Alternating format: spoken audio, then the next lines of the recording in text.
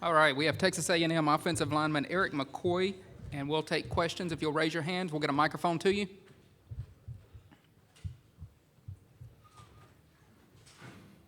Down in front. Erik, this will be your third year starting on the offensive line. I mean, how much or how good is it to get a couple years under your belt to kind of know where you're at going into year three? It's very good. You know what you're going to get on the field. You know a lot of what the teams are going to do already, unless they have coaching changes, and it really kind of gives you an edge on the field. We'll go back here to the right. Erik, you're kind of seen as an anchor of the offensive line. What's it like leading those younger guys? Oh, it's awesome. You know, guys come in every day and they have questions that amaze you. But I definitely say that I'm not the only leader of the offensive line. There's several of my guys around me, like Connor Lanfear, Keaton Sutherland, Colton Prater, that are helping me along with everything, and they're great players as well. So, Go down in front. Erik, it seems like physical and toughness are the buzzwords of the offseason for you guys. How does Coach Fisher talk about those kind of things to you guys? What is his message on those two things? well, his four key words are toughness, effort, discipline, and pride, and he emphasizes that in everything we do, whether that's from from the weight room, which is strength and conditioning, practice to film, and he really puts an emphasis on it. What does that mean for you to be a guy that's a lineman that when your coach is talking about those kind of things pretty consistently? It's important, of course. When you have a coach that puts emphasis on those things, it makes you want to do them even more, especially across the board, and it teaches the young guys when they come in that they have to have that to play here. Go over here to the right. Erik, you guys didn't have a 1,000-yard rusher last year. How important of a goal is that for you guys? And what do you like most about blocking for a guy like Travion? It's a big goal. Of course, every offensive line, they want to have a 1,000-yard rusher. And just blocking for Travion is the best thing ever. There's lots of times where he makes us look a lot better than we actually are. He's a guy that can break a play off 60, 70 yards at any given moment. He's probably the most explosive guy I've ever met. We'll go back left. You're right here. Oh. Your chaplain told me you had a pretty impactful visit to Haiti in the off season. And we know if you're a better man off the football field, you're a better man on the football field, right? So I'm curious how that affected you, that trip, what you experienced, how that affected you, and how that makes you a better football player and a better teammate. I would say that it made me a lot more grateful for everything that I've had the opportunity to have here. It made me a better teammate because I met people that just didn't really have a whole lot, and having everybody around me like that, it was really impactful.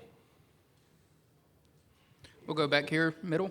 Hey, Erik, Jimbo Fisher, a real known, national name and everything. I'm just curious, what were your impressions of him before he came to A&M, and what were your impressions afterwards when he arrived? I'm going to have to say that my impressions haven't really changed. I was excited when he got hired, and I'm still excited that he's here, and we're getting ready for the season. He's an intense guy, and I love that. We'll go left, middle over here. Adjustment when you go from a spread to kind of more of a pro style for an offensive lineman? How much are you adjusting to having that tight end on the line with you a lot more? To be honest with you, it really wasn't that big of an adjustment. Coach Turner stuck around, and he kept things pretty black and white for us. He's a very knowledgeable coach, and he made things as simple as possible for us, even making that transition from the spread to the pro style. We'll go back middle. Erik, somebody had, obviously been a starter on the O-line for a while now. What's it mean to you to make an impression on Jimbo already, to have him call your name and come here to Atlanta to represent Texas A&M? I think it's awesome because I know that I have a lot of teammates that could have been in this position as well, and it excites me that he trusts me enough to come out here and speak to you guys. Right beside. Erik, have you been able to interact with Tank Jenkins at all yet? And what do you like about Tank, and not just his personality, but his athletic ability as well? Oh, I love the kid. I actually recruited him and got him here on his official visit. The thing I like most about the kid is that he's big, powerful, and mean. And he carries himself that way too, and I think that'll help him a lot on the field. We'll go right back to the middle. Twofold question for you here, Erik. Number one, obviously, quite the bloodline in your family that's already played at A&M and Jaworski. So talk to me now about you trying to make a name for yourself at Texas A&M, and and what you've shared with Jaworski over the years, and then also a lot of Beast Texans on this Aggie roster. Talk to me about that and kind of the camaraderie you guys have. Well, of course, having Jaworski play at A&M gave me a name here before I even got here. You know, he was a great running back here, and just the bloodline that we have is pretty awesome. And then just going into, I'm sorry, could you repeat the second question? Just all Beast Texans on the roster, all you guys playing together. Oh, it's awesome. Having guys around you that grew up just like you did in the small towns and just really where everything is football and football, it's an awesome thing. We'll go back left. Eric, how much of an adjustment has it been when you have a full? We talked about the tight ends just now, but what about a fullback and blocking with a fullback behind you a little more? And how much more is it, with a fullback? I think it's pretty cool that we have a fullback. It's a guy another blocker that we can use and, give the ball to at times.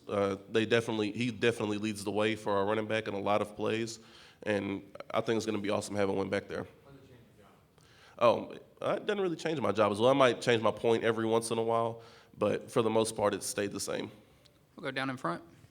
How do you remember hearing that Jimbo was coming to College Station, and what were your first thoughts? I saw it on Twitter. Out of all things, I saw it on Twitter. And like I said earlier, I was excited. To have a national championship head coach here was the way to go. What did you know about him?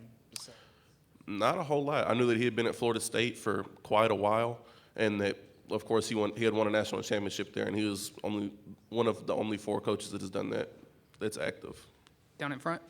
Y'all had a bunch of different lineups last year on the offensive line. How difficult does that make things to kind of build chemistry, and what kind of impact does that have on the unit as a whole when you've got so many guys subbing in and out? Honestly, it's not that hard. It gives a lot of guys playing experience, and that's always good. You get your young guys in there, and it helps build the future as well. And of course, I've played with them all, and we have chemistry everywhere. Go back of the podium back there. A guy on the opposite side of the ball back here, Donovan Wilson. How important is his presence going to be this season for what you guys are trying to accomplish?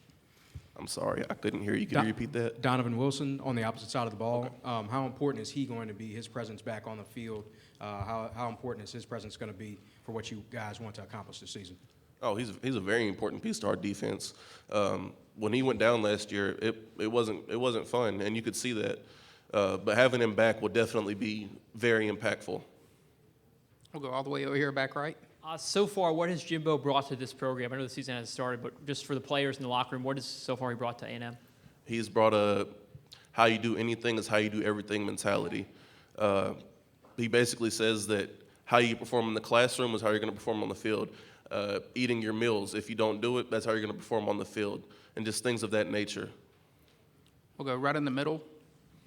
Eric, when you think back to the middle of July a year ago and you fast forward to now, what are the biggest changes in this entire program? Well, of course, we got a new head coach in Coach Fisher, and then strength and conditioning for sure. Coach Schmidt has brought something completely new to the table. He's the real deal, is all I can say. We'll go over here in the middle on the right.